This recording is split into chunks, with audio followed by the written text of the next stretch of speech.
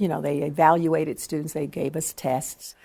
We were very good students at Peabody High School, and yet when we met with her, Ms. Grammer. Was she an African American? No, she was a little white lady. Mm-hmm. She did ask me what I wanted to be, and I said, well, I'd really like to study foreign language, and I think I'd like to be an interpreter at the UN. And she said to me, well, you had such great dexterity. I could see that you could perhaps work in a circus or carnival. You could put popcorn and, and serve people. And I don't know if I was angry or if I was sad, but I thought, I know a little bit more about me than this lady will ever know, nor does she care to know. Through her determination, Mrs. Judith Anderson went on to become a teacher, spending decades serving her community and the whole state of Virginia, both inside and outside of the classroom. Welcome to the Teachers in the Movement podcast.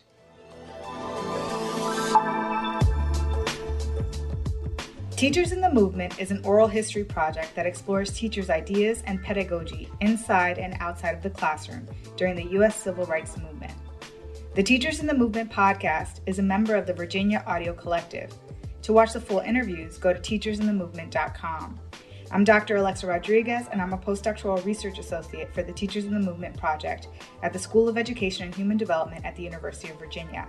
I'm joined today by two of my colleagues, Dr. Carmen Foster and Mr. Gary Flowers.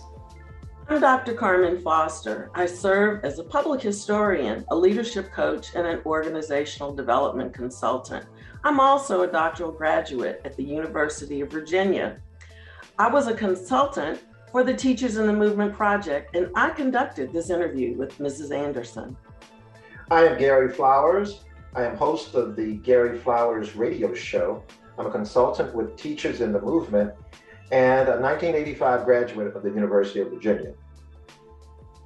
So Mrs. Anderson gives us so much to talk about. She's led a truly remarkable life. In addition to her years teaching French in Richmond, she investigated housing discrimination, served as a legislative aide to the first Black governor of Virginia, spearheaded the Virginia Civil Rights Memorial on the Capitol grounds, and even spent a few years living in Europe as a young mother. But before we dive into her stories, I just wanted to ask, did either of you know Mrs. Anderson personally? Yes, I met her when I was merely 3 years old. I was a student, if you will, in the First African Baptist Church nursery school where her son was an attendee, and we became fast friends. My parents knew her parents, and so my mother and she had a sisterhood and a bond prior to my birth. And I knew Judy Anderson as a youngster. You see, my father was a dentist, and he was a mentor to her husband, Ralph. So during that time, I can't imagine not knowing Judy Anderson because she's been one of Richmond's many unsung sheroes because her intellect, activism, and grace is part of what I wanted to be growing up as a young woman. So we're going to hear a little bit about her early life. So from a very young age, she crossed paths with a lot of civil rights pioneers. As we're listening, I'm going to pause a couple times and ask you both to talk a little bit about some of the folks she mentions. My name is Judith Vivian Cephas Anderson. I was born in Richmond at a hospital, the only hospital that I could have been born in. Dr. Zenobia Gilpin was the only physician who could deliver me, and that was at Community Hospital. But I grew up in Ettrick, Virginia, at Virginia State College. My parents were both employed there. My father at the time was a bookkeeper at Virginia State. My mom was a piano teacher. It was a very nurturing community. Because we lived on campus, and we lived right next door to the campus minister, Reverend Samuel Gandy. He had lots of ministers that would come to speak. So I can remember, we'd sit on the front porch and you hear your parents talking to people like Dr. Mordecai Johnson and others. You hear these conversations that you knew there was another world out there, but we were moving toward that other world. And you'd be in their house and in would walk Reverend Thurman, Howard Thurman, because he spoke there fairly frequently. And he'd come in and we'd be sitting at the kitchen table and they'd fix him a plate and he'd eat and we'd be playing Kness. And later in life, I thought, my God, I remember that man. I mean, I can't believe I was a child, maybe 11, 12 years old, but I was in the presence of giants. Who was Dr. Mordecai Johnson? Oh, Dr. Mordecai Johnson happened to be the president of Howard University. And interestingly, he was the 11th president, but the first Black president. He was the son of former slaves, and he raised millions of dollars for Howard. He became the president in 1926 when he was only 36 years old. He just was brilliant at hiring people at Howard to make it known as the Mecca that we know it as now. And what about Reverend Howard Thurman? Reverend Howard Thurman, in many ways, is the theologian in the Black community. He is more quoted than any other Black theologian in American history. His quotes, as brilliant and as articulate as they were so commonsensical. You know, I would agree with Gary. Howard Thurman was one of the most influential theologians of the 20th century. In fact, Life magazine in 1953 honored him by recognizing him as one of the 12 greatest preachers of the 20th century. And he led a Negro delegation to India in 1936, where they all had the opportunity to meet Mahatma Gandhi. So let's hear a little bit more about her early life. But my parents had wonderful friends. There were just so many marvelous people, whether they were on faculty, whether they were people that worked on campus as cooks in the laundry. There was very little distinction. One of my father's best friends was the night watchman. They used to go fishing together. So we had this kind of community. It was very different. Virginia State back during the 40s and 50s or 60s. So it was a rich community. We were not associated separately from Petersburg, but there was a certain distinction. And what I do recall was my mother and father didn't want us to feel that we were privileged. We knew that we had certain benefits because we were living there on the campus, but my parents said, no, you're part of the Petersburg community too. So my mother was very, very involved in organizations. We went to church in Petersburg, and we had lots of friends that lived in the city. You described how Virginia State was a kind of magical place for you growing up. Mm-hmm. You went to Peabody High School. Mm-hmm. What was it like going to Peabody High School? Isn't that in Petersburg? Yes. It was. I loved my experience at Peabody High School. Had lots and lots of friends, and still have. Just celebrated my 60th reunion with my Peabody High School friends this past summer. Now, from Peabody High, you went to Virginia State. Tell yes. me about what you majored in and why you studied what you studied and what campus life was like for you.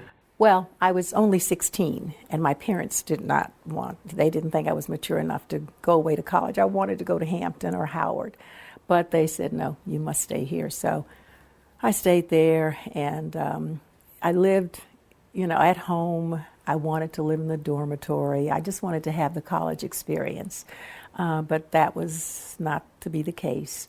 But it was fine. I did all the silly, crazy things that freshmen do. But, we were still children. And but we had nurturing teachers, great faculty and staff. People were so committed to the success of the students. What was your degree in? In French. Had a BS in French. I said I wanted to work at the UN, wanted to be an interpreter. And Dr. Tommy Carter was the head of the French department. So that was just another blessing. HBCUs still have a strong place in this country, I believe. I'm happy that my sons graduated from Hampton University. I was determined that my boys were going to attend an HBCU. That was something I felt very strongly about. Now, the Student Nonviolent Coordinating Committee was very active in a lot of historically black colleges. What was Virginia State's group like? I was not involved in SNCC per se, Okay. but I participated in the sit-down strikes that we had at Woolworth's. And I can recall we would go and we were trained.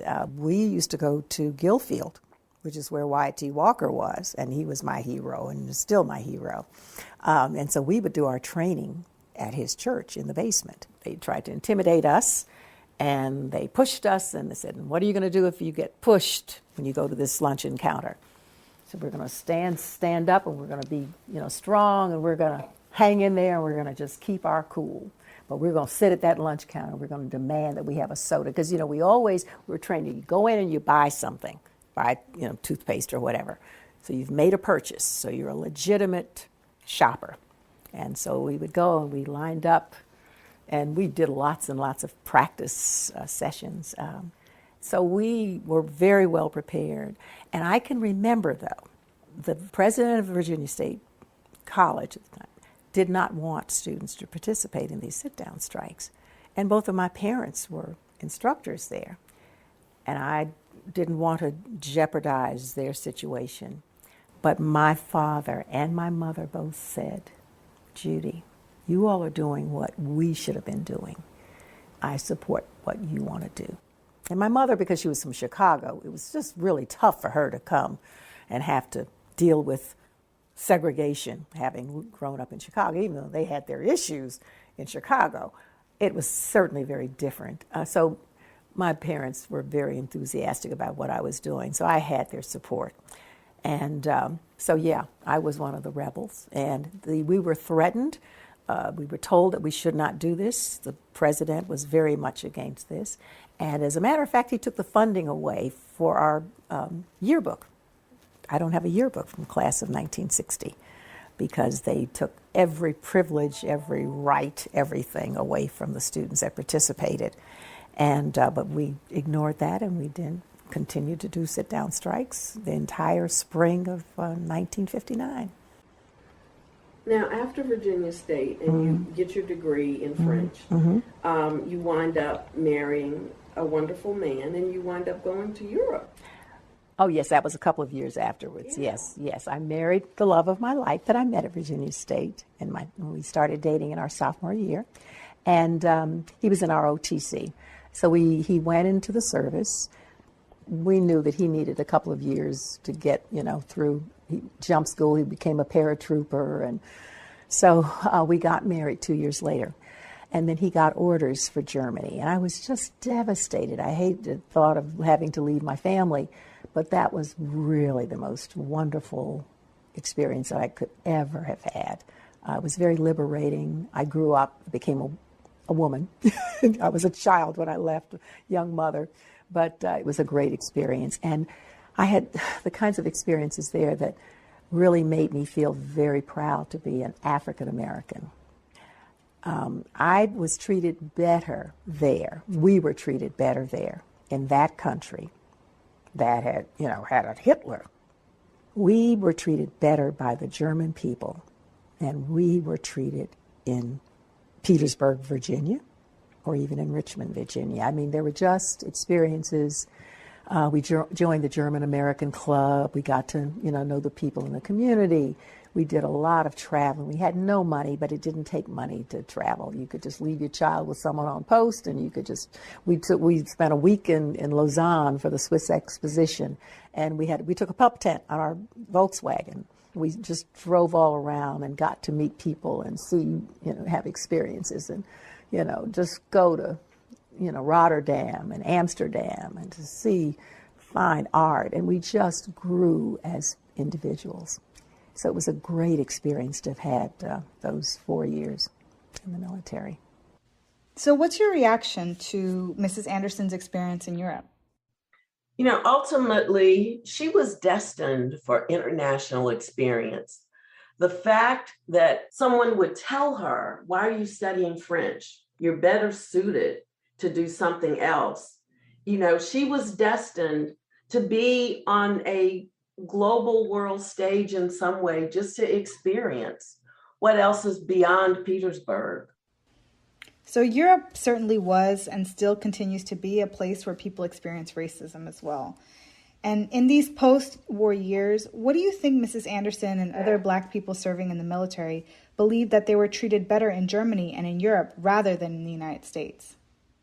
You can find that in the expatriate movement of artists, from Josephine Baker to James Baldwin, and their freedom, both physically and emotionally and spiritually, in a place that did not directly degrade them for their skin color. So I can only imagine that Mrs. Anderson and Dr. Anderson felt as though they were citizens of the world and had a universal perspective while in Europe. Now you come back to Virginia. Oh, yes. And is that where you started your experience as an educator? It was. My husband came back to go to dental school, and so I had to teach. I had not taught, had not done anything for those several years and those 4 years. So it was really quite a challenge for me. And there was a woman in Richmond whose name was Emma Davidson. She was the supervisor of foreign language teachers that taught in the Black schools, Armstrong, Maggie Walker, and also the elementary schools, because they had just begun the teaching of foreign languages, French at that time, in elementary schools and as well as middle school. So she asked me whether or not I would be interested in teaching, and I said, I need to teach. I need to do something. And so she said, well, let me ask you this. Would you be comfortable in teaching? Because, you know, we're going through an integration and things are beginning to change in Richmond, which I was so happy to hear. She said, but I'd like for you to meet with another lady. She said, you know, my counterpart is interested. I think I've finally gotten her to understand that perhaps there's some people of color that can also teach in the other schools. And so she said, would you mind meeting with her? And I said, anything, Ms. Davidson, that you want me to do, I will do. So I did go and I met with Miss Klein. She did question me about my background. And you know, we spoke a little in French. And I think she felt comfortable that I could at least teach elementary and middle school French at that point, even though I had not taught since college, had not taught at all.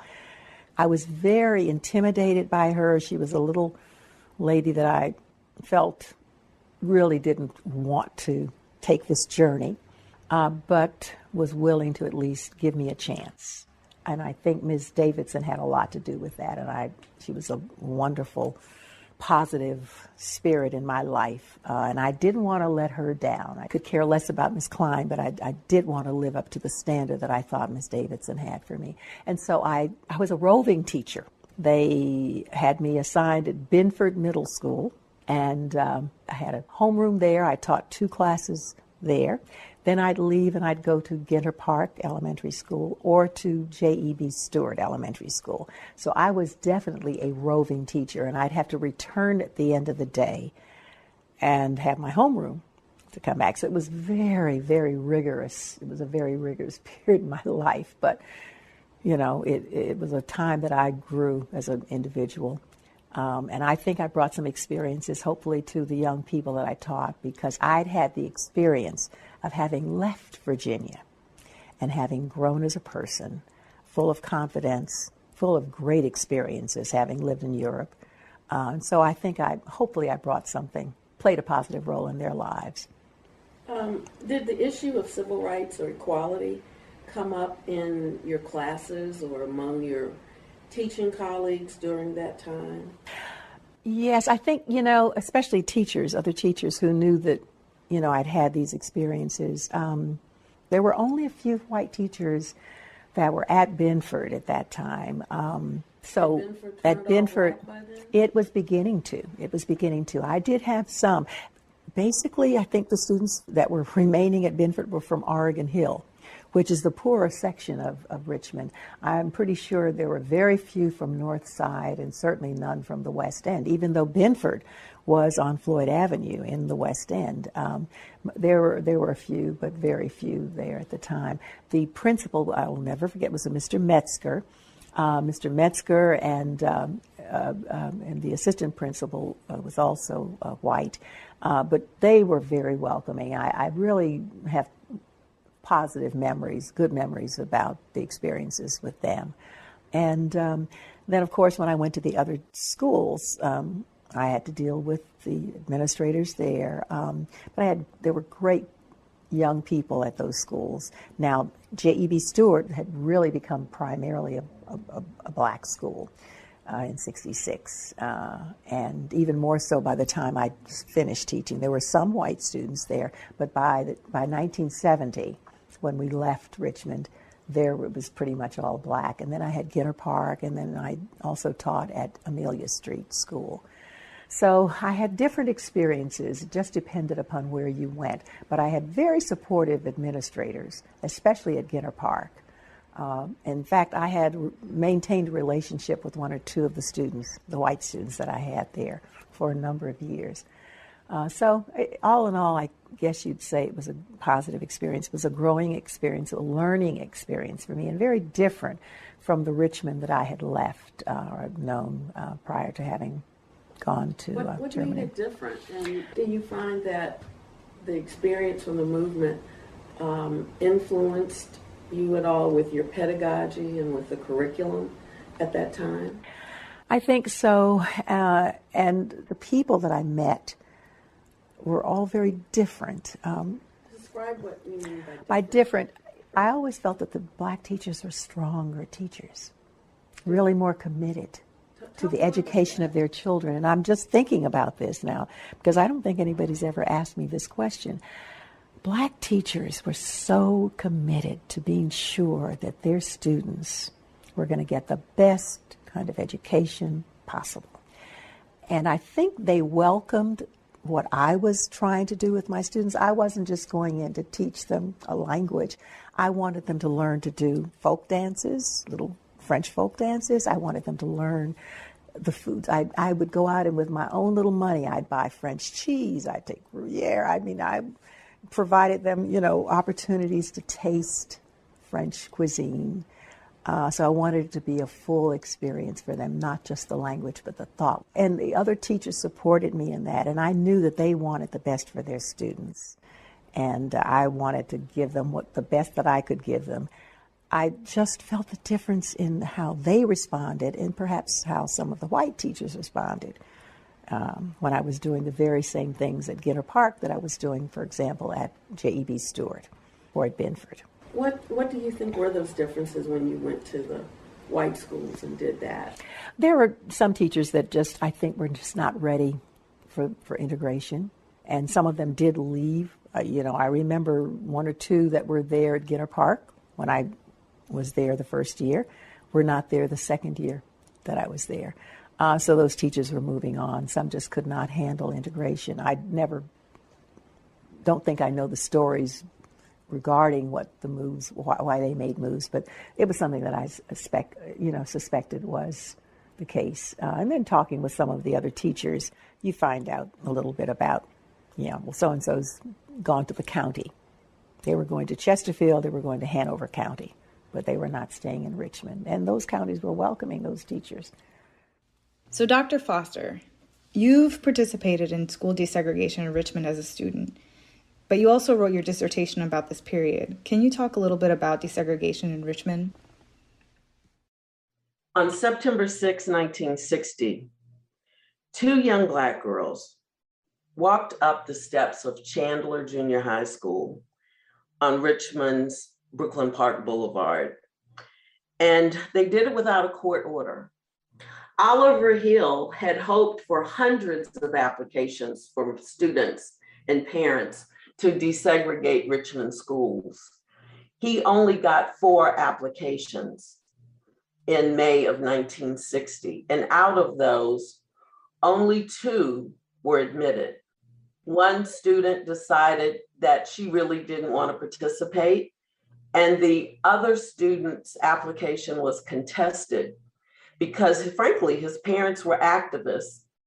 When the two young girls walked up the steps at Chandler Junior High School on September the 6th, 1960, the newspaper articles had headlines that said, everything is normal, everything is fine, but everything was not fine and everything was not normal. And that was what I wanted to understand for the basis of my dissertation, because I felt like this was a veneer of the truth. Actually, white parents had been outside protesting, getting ready for the two children to come to the school. And police had to circulate around the neighborhood to shoo them away because the optics were not going to be good for the cameras and the news stories.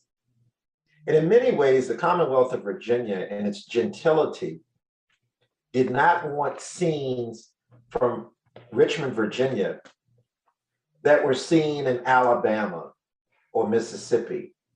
It was the cavalier, pun intended, spirit that said everything's fine, everything's normal, when underneath the tensions raged. I was part of the first wave of students that followed them, and I wound up in 1963 going to Benford Junior High School, which was in the West End of Richmond. By 1963, only 300 Black students had chosen to go to white schools. It was so glaring to have grown up in a nurturing environment similar to what Judith Anderson described in Petersburg at Virginia State. I like to say that we lived in a bronze bubble, whereas students, we were nurtured in the community as children. There was no dividing line between church, community, and school. Parents knew us, the parents of our friends knew us, and our teachers often worshiped in some of the churches that we went to. So to be taken from this nurturing environment into these white schools, it was a very awkward experience. Students that were there, the white students, they didn't want us there. The white teachers did not know how to teach us. I was 10 years old when I was in the 7th grade. I was reading on a 12th grade level when I was in the 6th grade, but yet I was considered inferior and less than. The disparities in socioeconomics between whites, among whites, was something that I had not been exposed to. So I had a lot of questions as a kid. Is this supposed to be better? How come I can't make friends? Why is it that the teachers aren't connecting with me? The white teachers just were not prepared. When Judith Anderson described what it was like for her to be prepared to even deal with the Woolworths boycotts and how they were trained, there was no training on the other side, I think, for white teachers or white students to contend with the fact that their schools were becoming integrated. There was so much fear, animosity, and confusion that it was really a difficult experience for many of us. So she mentions teachers that were not ready for integration moving into the county schools and being welcomed there. Can you speak about this phenomenon? White flight was very apparent in Richmond. It started before 1960 school desegregation, as whites began to start to trickle into Henrico and Chesterfield counties nearby. As more Black children started going to the white schools, you saw this tipping point where schools, if they were integrated, they were only integrated in terms of balance for a short time as whites began to leave. Was there ever a time in which Richmond City schools were effectively integrated? I think that effective integration was always a struggle for Richmond Public Schools because of white flight. The superintendents tried their best to do what they could to achieve racial balance. But frankly, in my opinion, I don't think it really ever worked successfully because white flight poured into Henrico and Chesterfield counties. So Mrs. Anderson actually worked to desegregate housing in Richmond in addition to working with schools. Let's hear a little bit about it. You've had some interesting experiences beyond the time that you served as an educator in terms of civil rights activism in a different way, where you've been involved with serving the Commonwealth of Virginia and working on projects. Let's talk about some of the activities that you've been involved in much more recently that really have been influenced by your civil rights activism in your earlier days. Okay. Well, when Ralph was in dental school and I taught, I had to work during the summer as well. So I had an opportunity, and I can't recall how this happened, to work for Housing Opportunities Made Equal. And it had just begun. The organization had been started by Barbara Wurtzel. And this organization was looking into housing discrimination. So we'd integrated the schools. Now we got to start integrating neighborhoods. And so this organization was very small. It was Barbara. And I became a tester, or I worked with testers. I got testers to go into various situations. You send a white family in first, you send a black family in, then you send another white family in just to verify that the black family wasn't offered any property. And so I did that. That was a summer job. And so I did that for 2 or 3 years. I can't recall. I think it was 3 years. So that was a great experience. But of course, I was working, it was all about civil rights. And then I had other opportunities. Just life has been really interesting. I was at a cocktail party or dinner dance or something, and I talked to Doug Wilder. Ralph had grown up in Churchill. Well, we were at this party, and so Doug said, well, welcome back to Richmond, and what are you doing? And I said, subbing at Maggie Walker and, wherever I can work. And he said, well, I need a legislative aide. And so I said, I wouldn't know. Legislative aide? What do you mean? He says, well, I think you could handle it. It's not that tough. So I became Doug's legislative aide, and that must have been 1973. And from that point on, I loved that political stuff. I loved learning about, how bills became laws, and I worked with lots of organizations, and, the women libbers were coming down. We were trying to get the equal rights amendments passed and all of these things. No money, very little money, but it was such a great learning experience, and I got to meet lots of movers and shakers. And of course, then Doug decides he's going to run for lieutenant governor, and so I was involved with that. And then, of course, he ran for governor. And then I directed all of his inaugural activities. And at that point, that was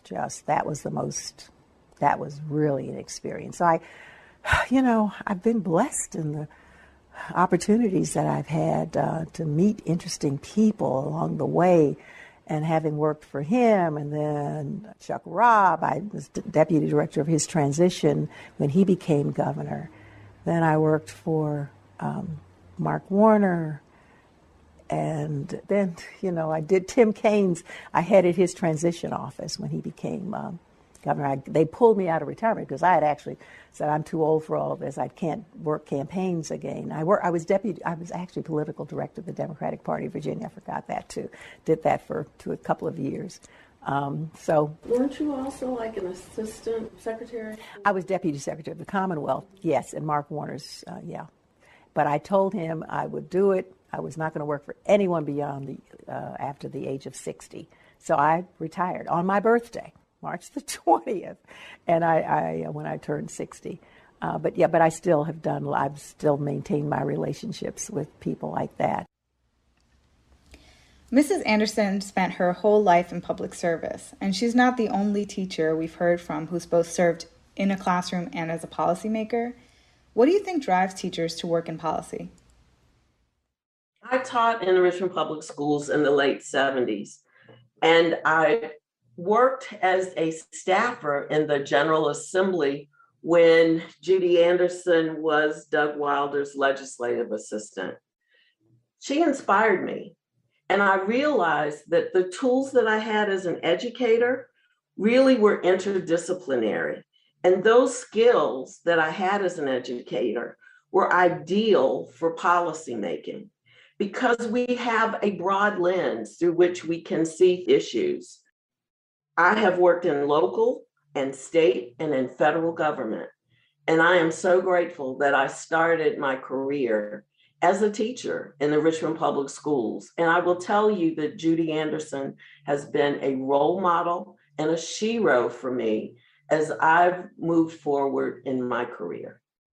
There is something on the Capitol grounds that's very special for you that is like a hallmark of civil rights in Virginia. Can you talk about that project? Yes. As I said, I'd worked for Mark, and I was stepping away. But Mark said, we've got a little something we've been talking about. His wife, Lisa, had been walking the grounds of the Capitol, and her daughters said, Mom, why don't they have any women on the Capitol?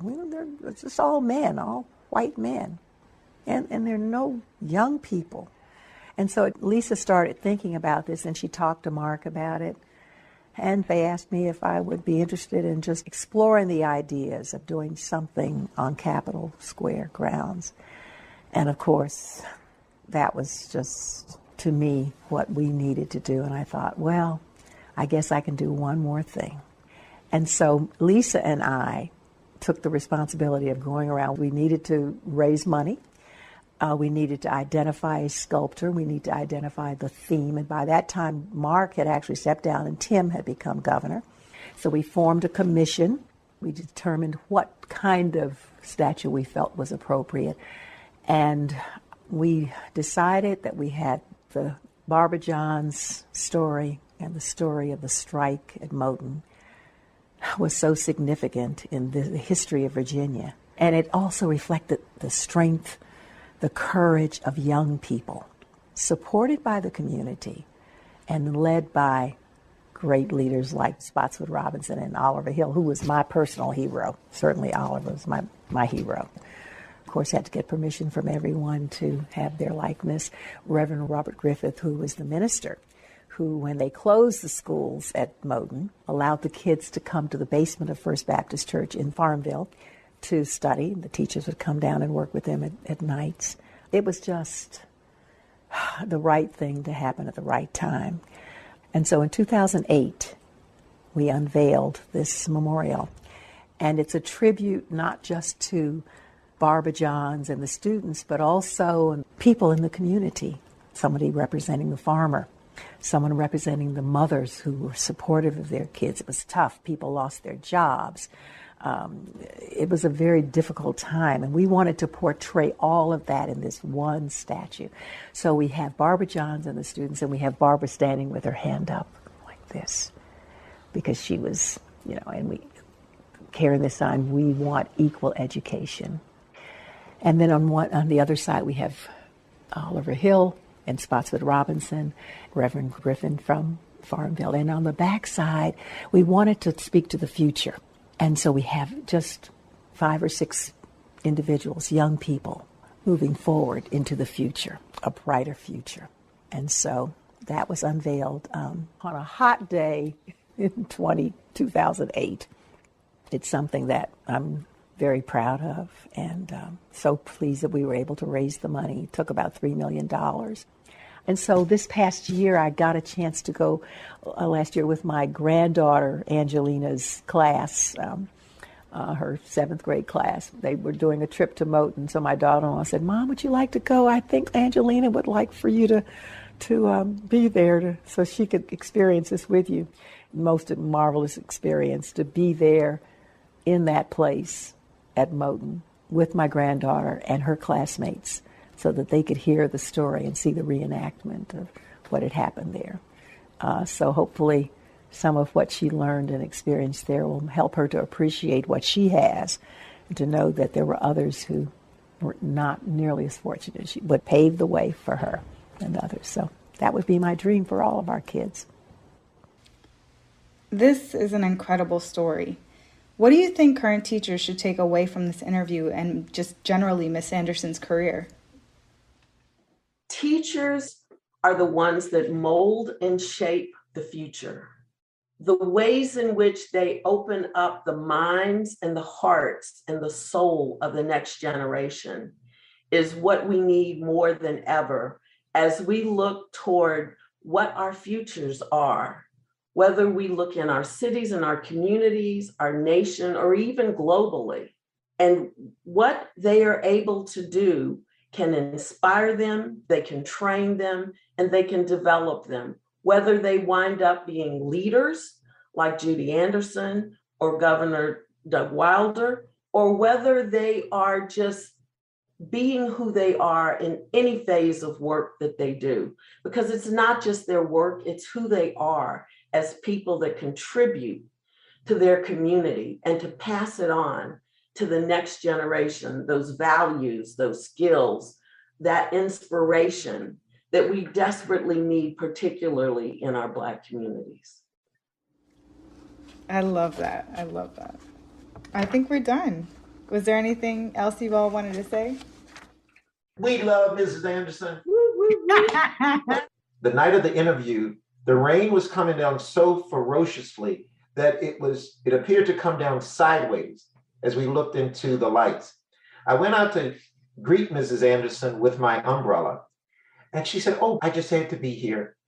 Ralph told me not to come, but I promised you and I promised Carmen, and I just had to keep my promise." And I said, "Ralph, I've got to do that." And then furthermore, my granddaughter needs to hear me clearly talking about my career. And so I'm here. So baby, just help me in the building.